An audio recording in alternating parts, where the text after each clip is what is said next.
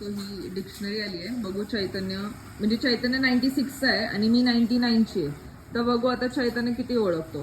सांग बरं बेंचिंग म्हणजे काय. Benching is very easy. चल बेंचिंग टर्म तर तुला माहितीच असेल. बेंचिंग म्हणजे काय. प्रोजेक्ट नसतो तेव्हा बसवतात ना bench. हा नाही मग डेटिंग मध्ये काय झालं बेंचिंग म्हणजे. जर काही इच्छा नसेल काय त्याला फक्त साईडला ठेवून द्यायचं. जेव्हा त्याची गरज असेल तेव्हा त्याला बोलवायचं. Okay you close enough. It is like a backup option. बघते जरा आता मीडियम बघते. लव्ह बॉम्बिंग म्हणजे काय. Love bombing.